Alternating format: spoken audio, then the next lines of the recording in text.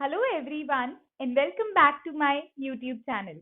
तो friends, hope so आपने मेरी प्रीवियस वीडियो देख ली होगी जहां पर मैंने एनर्जी की बात की थी, यानी कि किसी भी स्टेशनरी ऑर्बिट के लिए हमने एनर्जी की डेरिवेशन की थी।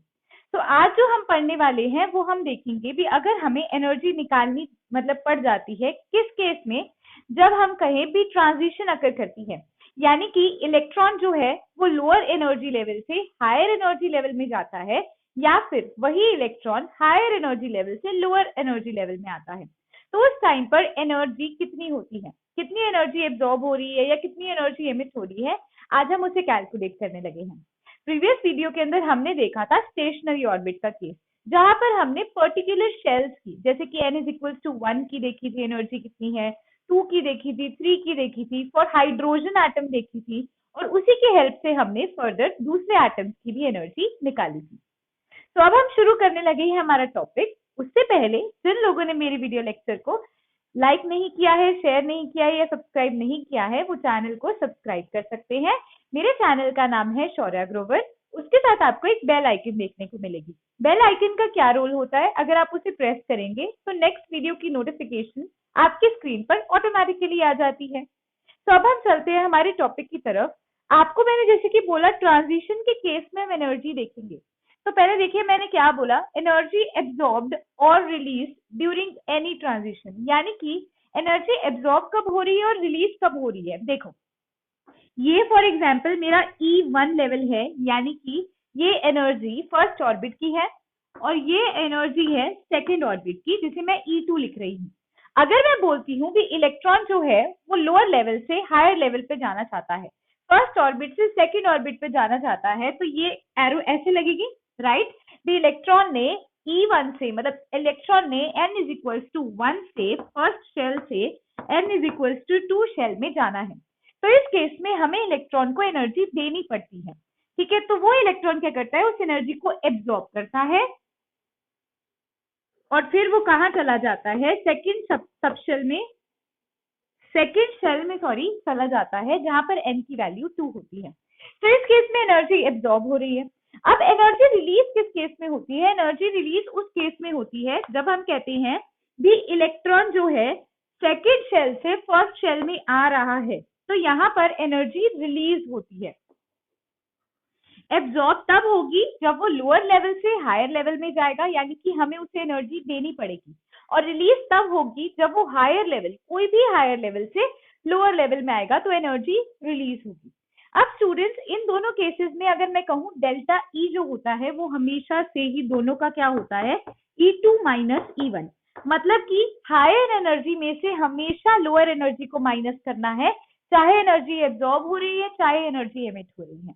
डेल्टा ई कभी भी निकालेंगे तो हम हमेशा डेल्टा ई निकालेंगे हायर एनर्जी वाले में से लोअर एनर्जी को माइनस करना है, यानी कि हायर ऑर्बिट में से, इसे जरूर याद कीजिएगा, हायर ऑर्बिट में से लोअर ऑर्बिट की एनर्जी, यानी कि जो ऊपर वाला शेल है, जैसे कि मान लीजिए मैं कहती हूँ एक इलेक्ट्रॉन है, उसकी ट्रांजिशन हुई है from first shell to fourth shell, ठीक है, यानी कि एनर्जी उसने एब्जॉर्ब करके फर्स्ट शेल से फोर्थ शेल में चला गया, तो उसका डेल्टा ई क्या होगा, फोर्थ शेल की एनर्जी माइनस फर्स्ट शेल की एनर्जी। सिमिलरली अगर मैं कहूँ कि रिलीज हो रही एनर्जी तो फोर्थ से वो फर्स्ट में आ रहा है, तो डेल्टा ई क्या होगा, उस केस में भी डेल्टा ई क्या होगा, फोर्थ की माइनस फर्स्ट की, यानी कि हमेशा हायर ऑर्बिट वाले की एनर्जी में से लोअर ऑर्बिट वाले की एनर्जी माइनस करनी है, चाहे वो रिलीज का केस है या चाहे वो एनर्जी एब्जॉर्ब का केस है। तो अब हम कैलकुलेट करेंगे delta E in the case of transition, जहां पर एनर्जी रिलीज हो रही है और एब्जॉर्ब हो रही है। तो स्टूडेंट्स, जैसे कि मैंने कहा डेल्टा ई क्या होता है, E2 माइनस E1। मैं कंसीडर कर रही हूँ सेकेंड शेल से फर्स्ट शेल के, ठीक है, उनकी बात कर रही हूँ, चाहे तो एनर्जी एब्जॉर्ब का केस है या एमिटेड का केस है, मतलब कि रिलीज का है या फिर एब्जॉर्ब का केस है। तो उसके अंदर हमेशा हमने देखना है higher orbit minus lower orbit की एनर्जी लेके चलनी है। तो आपको पता है कि एनर्जी का फॉर्मूला मैंने आपको पहले भी करवाया था, -13.6 Z² बाय n², राइट। तो आप पहले E2 का लिखोगे, E2 के केस में n की वैल्यू क्या होगी, 2 होगी ऑब्वियसली, क्योंकि ये एनर्जी सेकंड शेल की बात हो रही है, तो इधर नंबर ऑफ शेल यानी कि n की वैल्यू क्या है, 2 है। तो -13.6 इंटू Z² बाय n2, यानी कि सेकंड शेल का स्क्वायर। अब बीच में माइनस का साइन है तो मैंने माइनस लिखा है, फिर ब्रैकेट स्टार्ट और E1 की एनर्जी लिखिए, यानी कि फर्स्ट शेल की एनर्जी जो कि है -13.6 into Z square by N1, यानी कि फर्स्ट शेल का स्क्वायर। ठीक है, तो अब देखिए जब मैंने क्या किया, इसमें से कॉमन ले लिया, किसको कॉमन ले लिया, मैंने 13.6 इंटू जेड स्क्वायर को कॉमन ले लिया। तो यहाँ पर जो माइनस का साइन है ये भी अंदर ऑपोजिट हो जाएगा क्योंकि मैंने N1 को आगे लिख दिया है। तो मेरे पास डेल्टा E का एक फॉर्मूला आ जाता है स्टूडेंट, ट्रांजिशन का मेरे पास एक फॉर्मूला आ जाता है। It is very very important, सारे क्वेश्चंस आपके इस पे बेस्ड होते हैं, इसे चाहे तो नोट कर लीजिए। Delta E is equal to 13.6 into Z square, यानी कि एटॉमिक नंबर का स्क्वायर, ब्रैकेट 1 बाय N1 का स्क्वायर, फर्स्ट शेल का स्क्वायर, माइनस 1 बाय N2 का स्क्वायर। मैं बार बार फर्स्ट शेल सेकंड शेल बोल रही हूँ, इसको आप ऐसे लेके चलो, भी जो आपसे पूछा गया है लोअर ऑर्बिट जो आपको दिया जाएगा, और ये क्या हुआ हायर ऑर्बिट। मान लीजिए आपको देते हैं 4 और 1, तो यहाँ पर आपने क्या लेना है 4 लेना है और यहाँ पर क्या लेना है 1 लेना है। तो मैं यहाँ लोअर और हायर ऑर्बिट को कंसीडर करके चल रही हूँ। तो मेरा फॉर्मूला क्या हो जाएगा 13.6 into Z square 1 by lower वाले का स्क्वायर माइनस 1 बाय हायर वाले का square.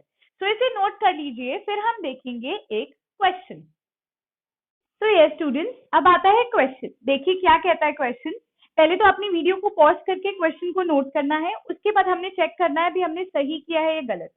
So calculate the energy required to promote electron of lithium plus 2 ion from ground state to third excited state। अब देखिए यहाँ पर N1 की वैल्यू क्या होगी और N2 की वैल्यू क्या होगी।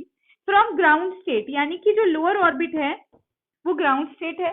ग्राउंड स्टेट के केस में N की वैल्यू क्या होती है 1 होती है। ठीक है, तो मैंने आपको क्या बोला, हमें यहाँ पर लिखना है भी कौन सी दे रखी है हमें स्टेट, जैसे ग्राउंड स्टेट दे रखी है तो उसके लिए हमें N की वैल्यू लिखनी है। ठीक है, तो N की वैल्यू ग्राउंड स्टेट के लिए क्या होगी 1 होगी।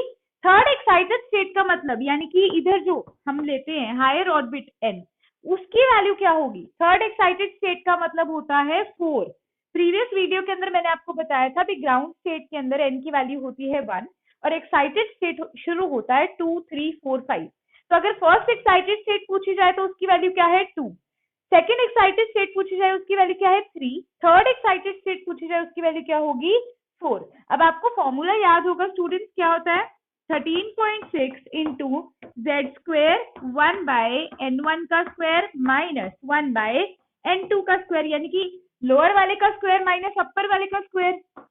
13.6 इंटू जेड, जेड क्या है लिथियम, हाइड्रोजन हीलियम लिथियम, 3 का स्क्वायर 1 बाय N1 क्या है 1 का स्क्वायर माइनस N2 क्या है 4 का स्क्वायर 16।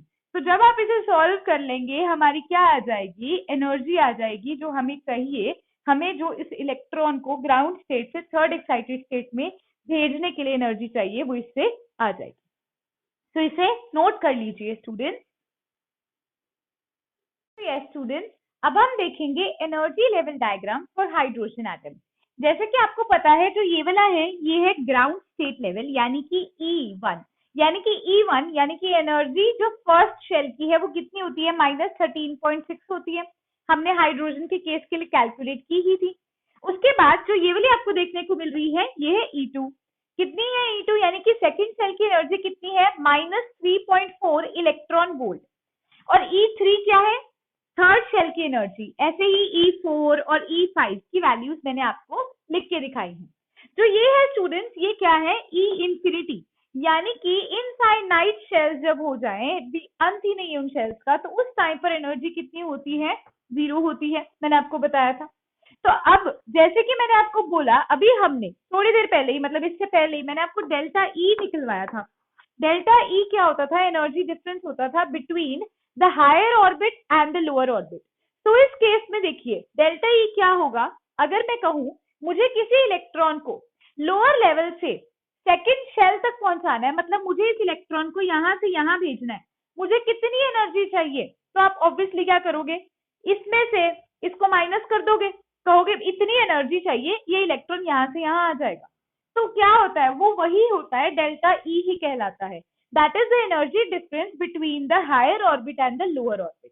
तो आपको कितनी एनर्जी चाहिए भी एक इलेक्ट्रॉन ग्राउंड स्टेट लेवल से किसमें चला जाए, एक्साइटेड स्टेट लेवल पे चल जाए, तो आप क्या करोगे, -3.4 यानी कि E2 माइनस 13.6। ठीक है, तो जब आप इसे सॉल्व करोगे स्टूडेंट्स, इसकी वैल्यू आएगी पॉजिटिव में, ठीक है, और ये आएगी पॉजिटिव 10.2 इलेक्ट्रॉन वोल्ट। तो इस हिसाब से अगर मैं आपसे कोई भी लेवल पूछती हूँ, फॉर एग्जाम्पल मैं आपसे पूछती हूँ कि ग्राउंड स्टेट लेवल से मुझे बताइए भी वो जाती है 4th लेवल पे, मतलब n इज इक्वल टू 4 पे, तो आप क्या करोगे, E4 माइनस E1 कर दोगे। या फिर अगर मैं आपसे कहती हूँ भी वो क्या है, यहां से जा रही है E1 से E3 पे जा रही है, आप तो भी कैलकुलेट कर सकते हो। बस आपने क्या करना होता है, हायर में से आपने लोअर को माइनस करना होता है। ये नहीं देखना भी नेगेटिव में इसकी वैल्यू तो देखो ज्यादा हो रही है ना, -13.6 है, तो इसमें से इसको माइनस करें, नहीं, हमेशा से higher orbit minus lower orbit, यानी कि E2 हायर माइनस E1। और ऐसे ही अगर मैं आपसे पूछ लूं स्टूडेंट्स भी, मेरे को एक इलेक्ट्रॉन को प्रमोट करवाना है from ground level to infinite shell, E infinity तक, तो कितनी एनर्जी चाहिए होगी, बट ऑफ दिस 0 माइनस 13.6, यानी कि मुझे 13.6 इलेक्ट्रॉन वोल्ट एनर्जी चाहिए होगी। क्यों, क्योंकि हायर ऑर्बिट की एनर्जी 0 माइनस जहां से मैंने उसे एक्साइट करवाना है, तो -13.6 करूंगी तो कितना आ जाएगा, पॉजिटिव में 13.6। मतलब उस इलेक्ट्रॉन को अगर मैं 13.6 एनर्जी दूंगी इलेक्ट्रॉन वोल्ट, तो वो कहाँ चला जाएगा, इनफाइनाइट पे चला जाएगा। तो इसे ड्रॉ करना है और आपने ये लिखना है जो मैंने आपको समझाया है, साइड पे एनर्जीज भी दिखानी है, और इनके एक किसी भी एक का डिफरेंस आप जरूर ऐसे लिख लीजिएगा ताकि आपके लिए इजी हो जाए। तो स्टूडेंट्स, जैसे कि मैंने भी आपको एक डायग्राम बना के दिखाया था, अब उस पे बेस्ड 2 क्वेश्चंस हैं जो बहुत ही पूछे जाते हैं, तो इसे तो आप मार्क कर लीजिए इंपॉर्टेंट, क्योंकि ये direct as it is question आता है। क्या क्वेश्चन है, minimum energy required for hydrogen atom to excite electron, minimum कितनी एनर्जी चाहिए भी इलेक्ट्रॉन एक्साइट हो जाए, तो कम से कम एनर्जी। अब आप देखिए, मैंने बनाया था ये E1 है, ये E2, फिर E3, फिर E4। मिनिमम का मतलब क्या हुआ भी, कम से कम, तो कम से कम का मतलब क्या हुआ, E1 और E2 की एनर्जी, तो कम से कम यहाँ कितना गैप हमने निकाला था, 10.2 इलेक्ट्रॉन वोल्ट। तो मिनिमम एनर्जी एक इलेक्ट्रॉन को एक्साइट करने के लिए कितनी चाहिए, कम से कम एक इलेक्ट्रॉन को एक्साइट करने के लिए कितनी एनर्जी चाहिए, इलेक्ट्रॉन यहाँ है, उसे एक्साइट करने के लिए कम से कम इतनी चाहिए भी वो E2 पे पहुंच जाए, तो कितनी चाहिए, 10.2 इलेक्ट्रॉन वोल्ट। अब आता है maximum energy required for hydrogen atom to excite, कितनी ज्यादा, मतलब एट लास्ट कितनी हम दे सकते हैं भी, उसके बाद हम दे ही ना पाए, तो एट लास्ट कब देते हैं, जब मैंने आपको कहा था E क्या हो जाता है, इंफिनिटी हो जाता है, तो उस केस में कितनी आई थी एनर्जी की वैल्यू, 13.6 इलेक्ट्रॉन वोल्ट। तो इन दोनों क्वेश्चंस को नोट कर लीजिए, बहुत इंपॉर्टेंट क्वेश्चंस हैं। अब हम बच्चों चलते हैं नेक्स्ट पार्ट की तरफ। तो यस स्टूडेंट्स, अब आता है नेक्स्ट टॉपिक जो है ionisation energy. Ionisation energy basically आपको 3rd चैप्टर में बहुत इन डिटेल में भी आएगा, तो टेंशन लेने की बात नहीं है, लेकिन यहाँ पर मैं आपको एक बार बताती हूँ what is ionisation energy. Ionisation होती है मिनिमम एनर्जी एक इलेक्ट्रॉन को चाहिए, ठीक है, ताकि वो कहाँ मूव कर सके, ग्राउंड स्टेट से इंफिनिटी तक मूव कर सके। देखिए, मान लीजिए ये न्यूक्लियस है, ठीक है, ये है फर्स्ट शेल, ये है सेकंड शेल, मैं कह रही हूं भी मिनिमम एनर्जी इस इलेक्ट्रॉन को भी ये अपने ग्राउंड स्टेट से, यानी कि जब n की वैल्यू 1 है, वहां से ये एक्साइटेड, मतलब एक्साइटेड स्टेट, इस केस में इसका एक्साइटेड स्टेट क्या होगा, इंफिनिटी होगा। तो कितनी कम से कम एनर्जी उसको चाहिए भी वो n इज इक्वल टू 1 से n is equal to infinity तक चला जाए, उसे मैं कहूंगी आयोनाइजेशन एनर्जी। डेफिनेशन को देखिए, minimum energy required to move the electron, electron को मूव करने के लिए जो कम से कम एनर्जी चाहिए to infinity from ground state, ground state से इंफिनिटी जाने तक जितनी एनर्जी उसे चाहिए, उसे हम बोलते हैं आयोनाइजेशन एनर्जी। पहले तो वीडियो को पॉज करके इस डेफिनेशन को नोट डाउन करना है, चाहे तो डायग्राम बना लीजिए ताकि आपको इजीली समझ आ सके।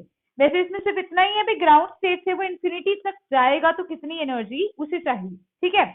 अब देखिए, मैंने कहा ग्राउंड स्टेट से इंफिनिटी, तो ग्राउंड स्टेट यानी कि n की वैल्यू क्या होती है, 1, यानी कि n1 टू इंफिनिटी। तो मैं कह सकती हूँ भी हायर ऑर्बिट क्या है, हायर ऑर्बिट का नंबर है इंफिनिटी और लोअर ऑर्बिट का नंबर है 1। तो अब देखिए, आयोनाइजेशन एनर्जी का क्या फॉर्मूला होता है? 13.6 इंटू जेड स्क्वायर। तो यहाँ पर ब्रैकेट स्टार्ट करेंगे, 1 बाय जो लोअर वाले का स्क्वायर है माइनस 1 बाय हायर वाले का स्क्वायर। लोअर क्या है यहाँ पर? लोअर ऑर्बिट यानी कि ग्राउंड स्टेट यानी कि n की वैल्यू 1 है और हायर यानी कि इंफिनिटी है। तो जब हम इसे सॉल्व करेंगे आयनाइजेशन एनर्जी क्या आ जाएगी? 13.6 इंटू जेड स्क्वायर। यानी कि अगर हमें किसी भी एटम के लिए उसकी आयोनाइजेशन एनर्जी निकालने को कहे, यानी कि वो ये कहे भी उस इलेक्ट्रॉन को कितनी मिनिमम एनर्जी चाहिए भी वो इंफिनिटी पे चले जाए, तो हम कौन सा फॉर्मूला लगाएंगे? Ionisation energy is equal to 13.6 into Z square. अब अगर हाइड्रोजन का केस है तो आप जेड की वैल्यू 1 पुट करोगे, हीलियम का है तो 2 पुट करोगे, तो वो किस पे डिपेंड करेगा? उसके एटॉमिक नंबर पे डिपेंड करेगा। सबसे पहले तो फिलहाल डेफिनेशन लिखिए, डायग्राम लिखिए और फिर इस फॉर्मूला को नोट कर लीजिए। तो ये स्टूडेंट्स, जैसे कि अभी मैंने आपको बताया आयनाइजेशन एनर्जी का फॉर्मूला होता है 13.6 into Z square electron volt. तो अब देखिए क्या है क्वेश्चन आपकी स्क्रीन पर। पहले तो वीडियो को पॉज करके अब इस क्वेश्चन को आप खुद सॉल्व करेंगे, फिर हम मैच करेंगे भी आपका क्वेश्चन और मेरा आंसर जो मैं सॉल्व कर रही हूँ वो बिल्कुल एग्जैक्ट सेम है या नहीं। तो पहले सॉल्व कीजिए, मैं क्वेश्चन डिक्टेट करती हूँ। Calculate ionisation energy of hydrogen atom, helium plus and lithium plus 2 ion. आपने इन तीनों के केसेस में आयनाइजेशन एनर्जी कैलकुलेट करनी है। आयनाइजेशन एनर्जी का फॉर्मूला होता है 13.6 into Z square electron volt. Formula भी मैंने लिख दिया है, बहुत सिंपल सा है, फटाफट से इसे सॉल्व कीजिए, फिर हम करेंगे इसे चेक। तो ये स्टूडेंट्स, अब देखिए अगर मैं कहूं ionisation for hydrogen atom, hydrogen atom में Z की वैल्यू क्या होगी बच्चों? Z क्या होता है? 1। Z क्या होता है उसका? Atomic number. आयनाइजेशन एनर्जी क्या होगी? फॉर्मूला देखिए 13.6 इंटू जेड स्क्वायर। Z क्या है यहाँ पर? 1, तो 1 का स्क्वायर क्या हो जाएगा? 13.6 इलेक्ट्रॉन वोल्ट। 1 के स्क्वायर को आपने 13.6 से मल्टीप्लाई किया, इट इज सेम। यानी कि हाइड्रोजन एटम के केस के लिए मिनिमम जो हमें एनर्जी चाहिए भी इलेक्ट्रॉन इंफिनिटी तक चला जाए वो क्या होगा? 13.6 इलेक्ट्रॉन वोल्ट। ठीक है, अब उसके बाद आप देख लीजिए सेकंड केस है हीलियम प्लस। ठीक है, अब आप सब एक चीज में कंफ्यूज हो रहे होंगे, मैम आपने पिछले वाले जो अभी करवाया था उसमें आपने कहा था मिनिमम एनर्जी एक इलेक्ट्रॉन को एक्साइट करने के लिए कितनी चाहिए।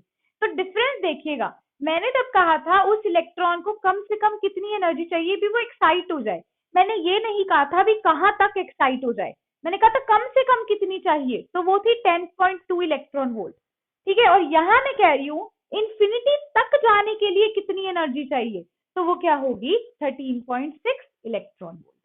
अब देखिए हीलियम प्लस का एग्जांपल है, तो हीलियम प्लस Z क्या होता है? एटॉमिक नंबर क्या होता है? हाइड्रोजन हीलियम, हीलियम का एटॉमिक नंबर 2, तो आयनाइजेशन एनर्जी क्या हो जाएगी student? 13.6 into Z square. Z क्या है? 2, तो 2 का स्क्वायर क्या होगा? 4। तो इसे मैं सॉल्व करूंगी, ये होगा 56.4। हाँ जी, ये होगा 56.4 इलेक्ट्रॉन वोल्ट। ये किस केस के लिए होगा? ये हीलियम प्लस केस के लिए होगा। अब आता है लिथियम प्लस 2 का केस। तो लिथियम प्लस 2 के केस में स्टूडेंट्स लिथियम जो है उसका एटॉमिक नंबर क्या होता है? Z होता है 3। तो आयनाइजेशन एनर्जी क्या हो जाएगी उसके लिए? 13.6 इंटू 3 का स्क्वायर 9, यानी कि 122.4 इलेक्ट्रॉन वोल्ट। अब इसका मतलब क्या हुआ? मैंने निकाल तो दिया हीलियम और लिथियम के लिए, मतलब हीलियम के केस में इलेक्ट्रॉन को ग्राउंड स्टेट से इंफिनिटी तक जाने के लिए इतनी एनर्जी चाहिए, और लिथियम के केस में उसको इतनी एनर्जी चाहिए ग्राउंड से इंफिनिटी तक जाने के लिए। मतलब ये हर केसेस में अलग अलग आएगी, वो किस पे डिपेंड करेगी? उसके एटॉमिक नंबर पे, जेड पे। तो इसे नोट कर लीजिए वीडियो को पॉज करके, फिर हम देखेंगे नेक्स्ट पार्ट। तो यस स्टूडेंट्स, अब आता है हमारा लास्ट टॉपिक जो कि है एक्साइटेशन एनर्जी। एक्साइटेशन एनर्जी क्या होती है? जैसे कि इसका नाम ही इंडिकेट करता है, टू एक्साइट समथिंग। अब आपको पता है एक्साइटेशन इलेक्ट्रॉन्स के अंदर ही टेक प्लेस करती है, तो इलेक्ट्रॉन की एक्साइटेशन होगी। अब इलेक्ट्रॉन की एक्साइटेशन कहाँ से होगी? ये देखिए, आपको वर्ड मैंने दो बताए थे, ground state and excited state. तो वो रेफर भी वहीं से करते हैं और हम उसे कंसीडर भी वैसे ही करेंगे। जैसे मैंने कहा ये न्यूक्लियस है, ये है n इज इक्वल टू 1 जो कि है मेरा ग्राउंड स्टेट। एक्साइटेड स्टेट क्या होता है, जब n की वैल्यू 2 होगी, फिर n की वैल्यू 3, 4, 5। तो फर्स्ट को छोड़ के जितने भी शेल्स हैं वो सारे उसके एक्साइटेड स्टेट हैं। तो एक्साइटेशन एनर्जी का मतलब क्या हुआ, बी जो इलेक्ट्रॉन है वो ग्राउंड स्टेट से किसी भी एक्साइटेड स्टेट में जब एक्साइट करता है, जब मूव करता है, और जब उसे जितनी एनर्जी चाहिए होती है उस प्रोसेस के टाइम पर, उसे कहते हैं एक्साइटेशन एनर्जी।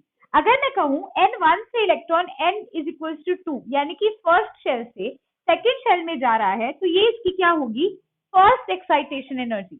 और अगर मैं कहूं बी n इज इक्वल टू 1 से n इज इक्वल टू 3 में जा रहा है, तो ये होगी इसकी सेकेंड एक्साइटेशन एनर्जी।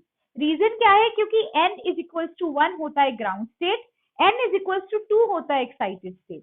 और अगर मैं इसमें पूछूं फर्स्ट एक्साइटेड स्टेट क्या है, तो वो है n इज इक्वल टू 2, क्योंकि ये तो हो गया ग्राउंड, तो फर्स्ट स्टेट यहां से शुरू हुई, first excited state, second excited state, फिर फर्दर थर्ड एक्साइटेड स्टेट। तो यहाँ पर फर्स्ट एक्साइटेशन एनर्जी क्या होगी, जब n1 से n2 पे गया। सेकेंड एक्साइटेशन एनर्जी क्या होगी, जब n1 से n3 पे गया। थर्ड एक्साइटेशन एनर्जी क्या होगी, जब ग्राउंड स्टेट से वो n इज इक्वल टू 4 पे गया।